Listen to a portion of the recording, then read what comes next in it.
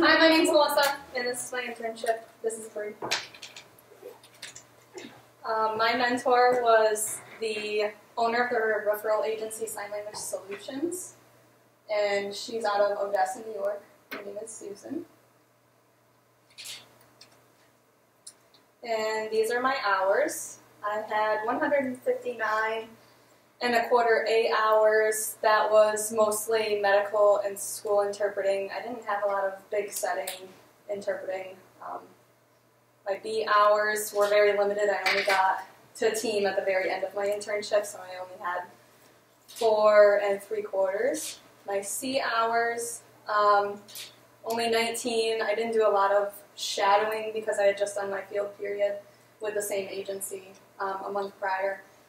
And then my D and E hours altogether were 154 and a half, and that was home practice, doing invoices, and traveling with other interpreters to assignments. I strengthened my connection with the deaf community by arriving early to assignments so that I could get a chance to meet the deaf person and have a talk with them if I had already known them. My mentor was a CODA, so I always felt like I had that backbone when I went to go meet someone new. If she was there watching me, they kind of had trust in me if she was there watching, because they knew that she would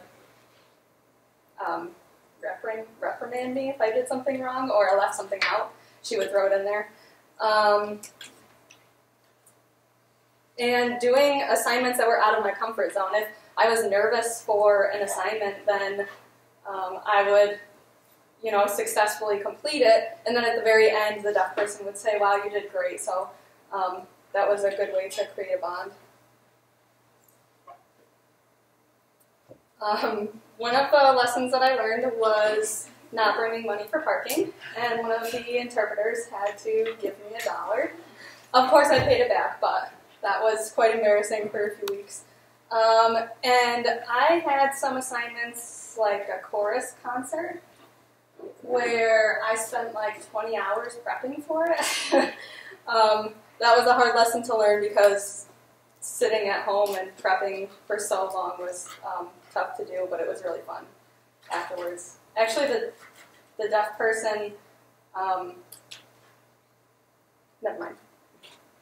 My best memories, I was in a school assignment, and the student was in cosmetology school, and so there were about 20 cosmetology students who were doing perms at that time, so being able to concentrate with all of the acid in the air, and it just smelled really bad, and you smelled like it for the rest of the day. I had a chance to work with a CDI that was translating in a different language, which was really cool. And of course, the chorus concert again. Really stressful up until the moment that I did it. And then it was a lot of fun.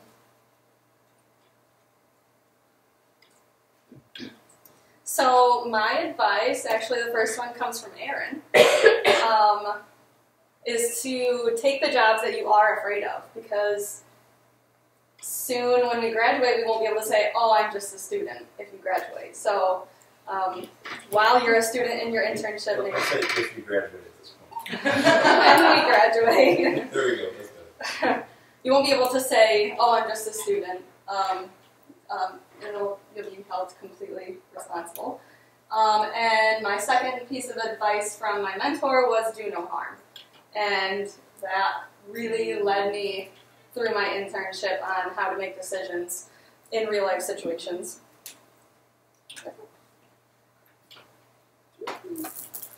Yeah.